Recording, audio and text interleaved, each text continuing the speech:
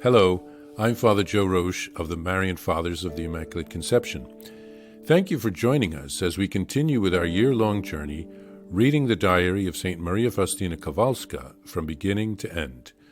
Today we take up from where we left off, beginning with diary entry number 741. Today, I was led by an angel to the chasms of hell. It is a place of great torture. How awesomely large and extensive it is. The kinds of tortures I saw.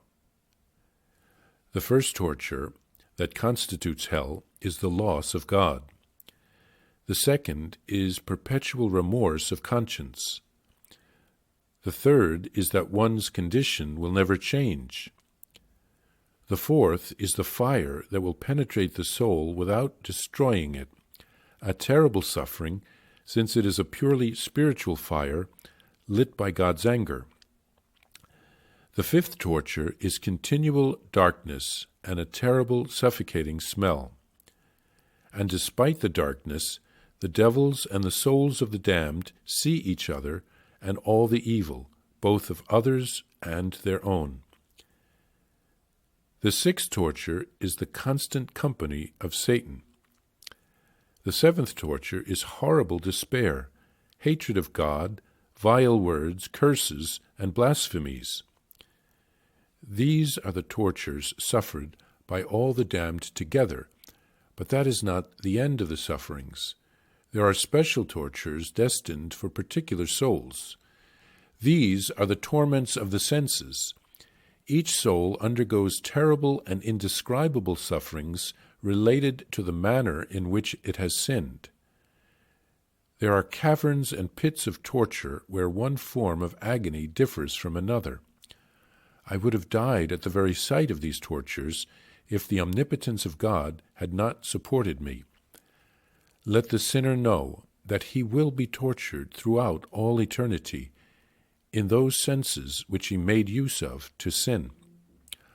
I am writing this at the command of God, so that no soul may find an excuse by saying there is no hell, or that nobody has ever been there, and so no one can say what it is like.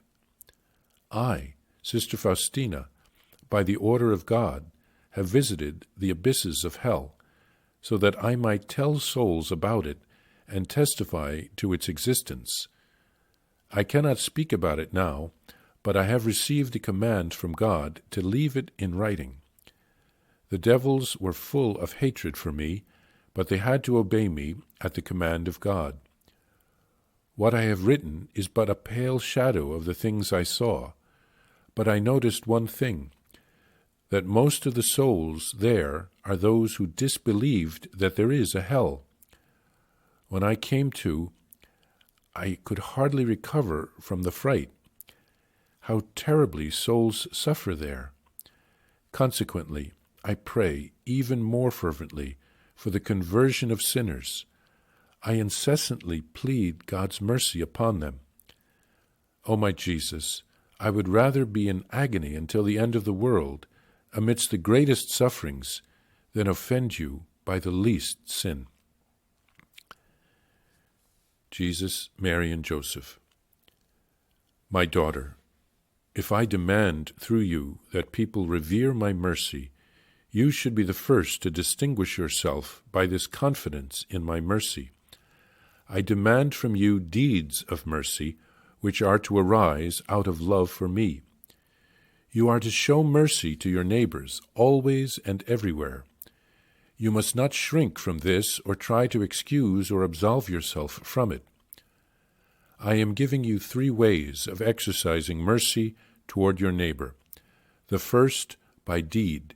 The second, by word. The third, by prayer. In these 3 degrees is contained the fullness of mercy, and it is an unquestionable proof of love for me.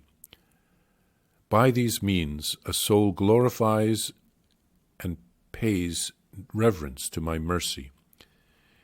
Yes, the first Sunday after Easter is the feast of mercy, but there must also be acts of mercy, and I demand the worship of my mercy through the solemn celebration of the feast and through the veneration of the image which is painted. By means of this image I shall grant many graces to souls. It is to be a reminder of the demands of my mercy, because even the strongest faith is of no avail without works. O my Jesus, you yourself must help me in everything, because you see how very little I am, and so I depend solely on your goodness, O God. Particular examine. Union with the merciful Christ. With my heart I encompass the whole world, especially countries which are uncivilized or where there is persecution. I am praying for mercy upon them. Here, Saint Faustina is led by an angel into hell so that she can tell us about it. It is horrible, and we wouldn't want to wish it on our worst enemy. The visionaries of Fatima were also given a vision of hell. They spent the rest of their lives praying for the conversion of sinners and that no one would choose hell. The evil one wants people to believe that hell doesn't exist, but it does. Let's turn to our Lord and ask for his mercy while we can. Then Jesus tells Faustina that she must practice mercy and have confidence in him. Saint Faustina loves Jesus, and so she must show it through deeds of mercy, and we need to do the same. We should show our love for Jesus through deeds of mercy, and then through speaking about mercy, and then through praying for others when it is not possible to show that mercy more concretely. Jesus also speaks of the feast of mercy on the octave of Easter and the veneration of the image on that day.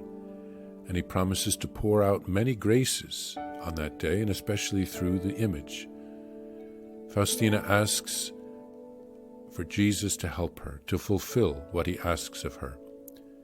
In her particular examine, St. Faustina looks at how she is uniting herself with the merciful Christ, and she prays for his intentions, especially for those parts of the world which are uncivilized and where there is persecution. And she asks that God's mercy be poured out upon them.